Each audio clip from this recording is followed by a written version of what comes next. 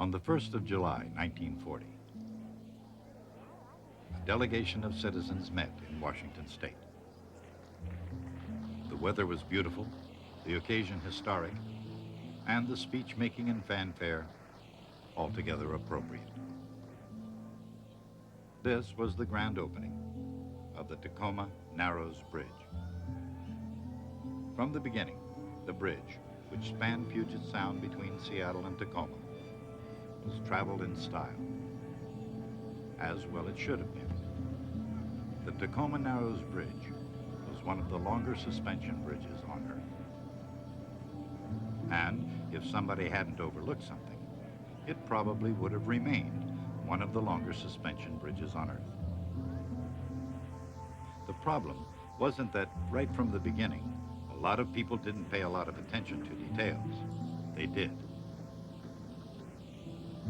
But somewhere along the line, and this was obvious in the end, it looks as if someone forgot the significance of resonance.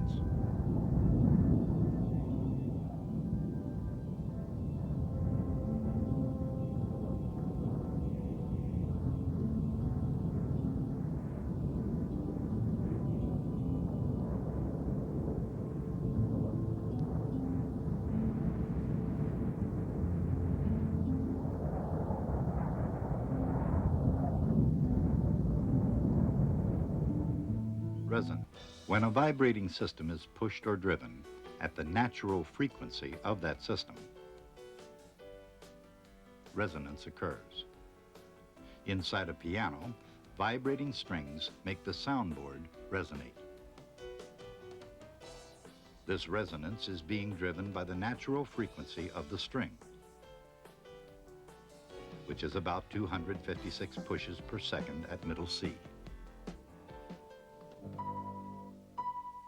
Each time the string is struck, it makes thousands of oscillations, each one adding to the resonant response of the soundboard. Repeatedly pushing an oscillating system with even a small force each time makes successive oscillations grow bigger and bigger.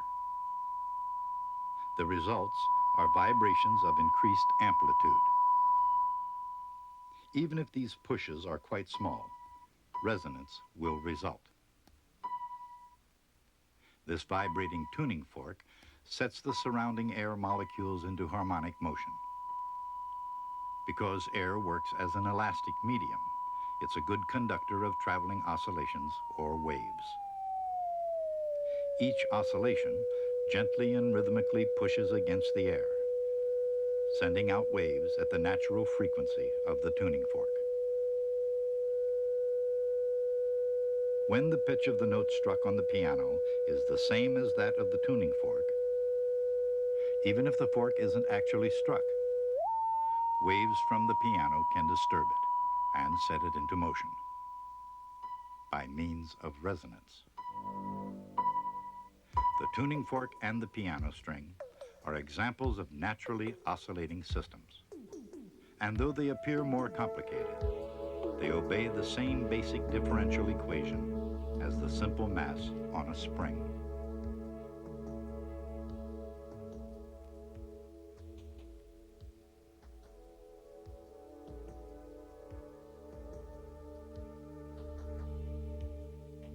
Like a mass on a spring, they have an internal force, F, that naturally opposes any disturbance, X.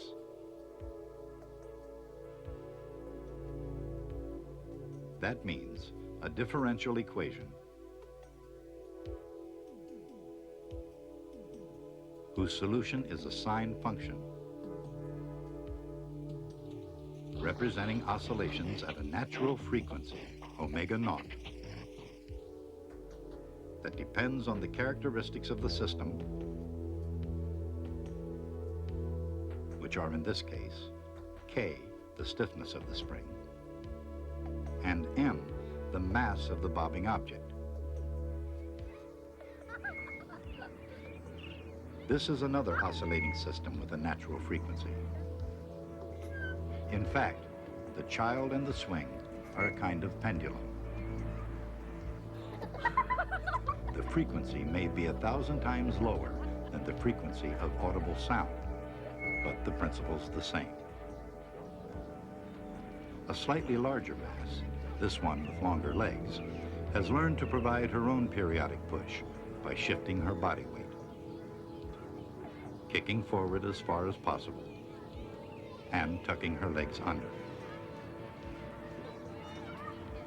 Correctly applied at the same point on each cycle, that is, in phase, this young swinger displays her mastery of the phenomenon of resonance.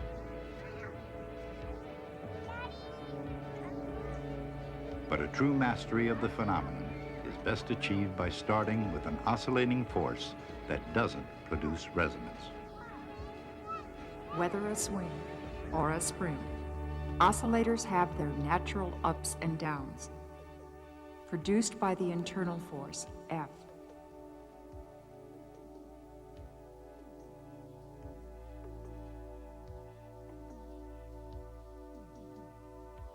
If an additional force, proportional to F0, is applied at a different frequency omega, the result is a more complicated motion.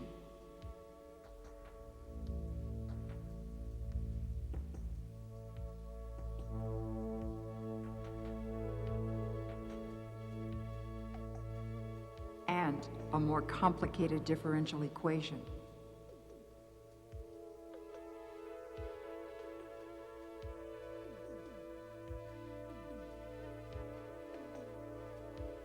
But the motion is really just two simple motions added together.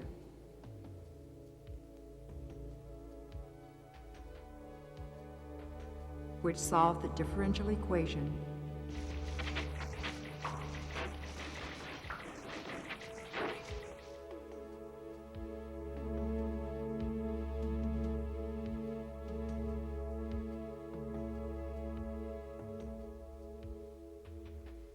leaving an equation for A, which is the size of the new oscillations produced by the additional force. The size of these oscillations depends on how big the force is, A0, and on how close its frequency, omega, is to the natural frequency, omega naught.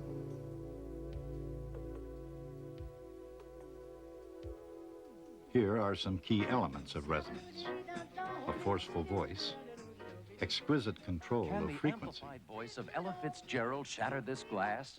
and an oscillating system. Whether a force at low frequency, omega, driving an oscillator of natural frequency, omega naught, causes complicated but tiny vibrations. At higher frequency, the vibrations get a little bigger. But if omega gets close to omega naught, then even if the size of the force is very small, some pretty spectacular things can start to happen.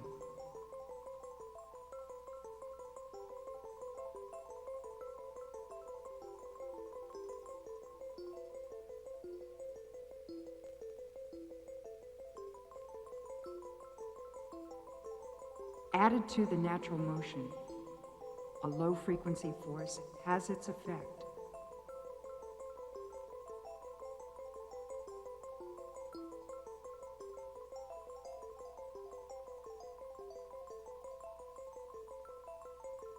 At higher frequency, the effect can be more interesting.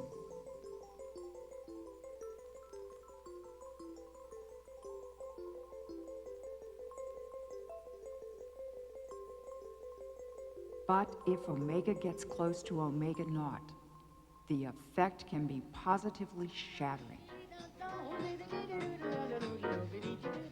Can the amplified voice of Ella Fitzgerald shatter this glass? Believe it. Only a tiny oscillating force is applied to this glass, even though the power behind it is Ella Fitzgerald's magnificent voice.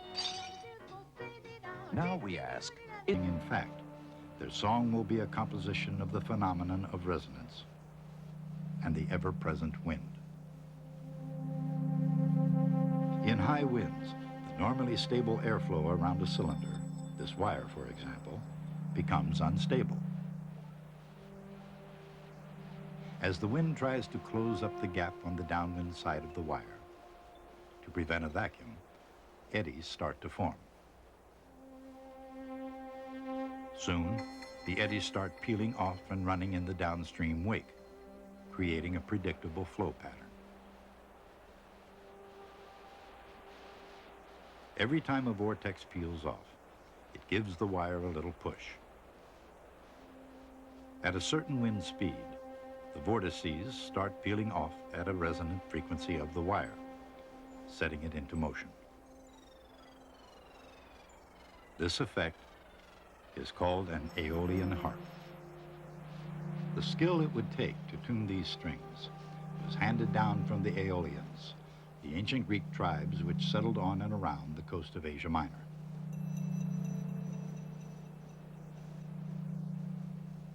But the skill it takes to play the Aeolian harp comes from the magic fingers of the wind. When air blows across the strings, the principle of the Aeolian harp, the phenomenon called resonance, explains the dramatic song of wires in the wind.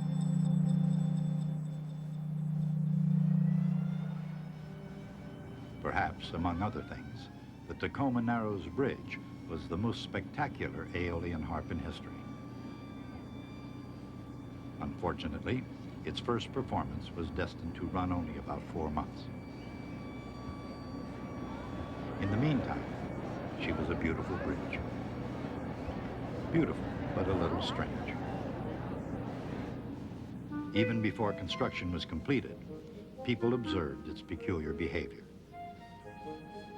That was because, even in a light breeze, ripples ran along the bridge. After a while, one of the local humorists called her Galloping Gertie. And for fairly obvious reasons, the name stuck, at least until the 7th of November, 1940. Then as now, Seattle and Tacoma were sports-minded cities. For 4 months, a regional sport was to drive across the bridge on a windy day. While some claimed it was like riding a roller coaster, others found it a little disconcerting to see the car in front disappear. How popular this bridge sport was, or to what extent it might have spread across the country, is anybody's guess. On November 7th, 1940, the winds were relatively moderate, about 40 miles per hour. A new mode appeared. Rather than ripple, the bridge began to twist. A wind of 40 miles per hour is not too strong, but it was strong enough to start the bridge twisting violently. And at 11 a.m., it fell.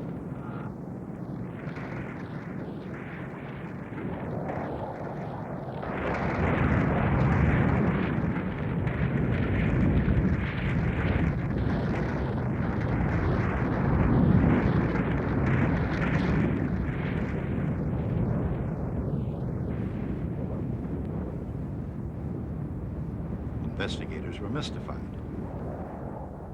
A bridge constructed according to the best engineering standards of the day, perhaps the best bridge in the world. This was not a bridge that was supposed to collapse. What in the world had happened? Theodore von Karman, a Caltech professor and a pioneer in modern aerodynamics, came forth with the answer.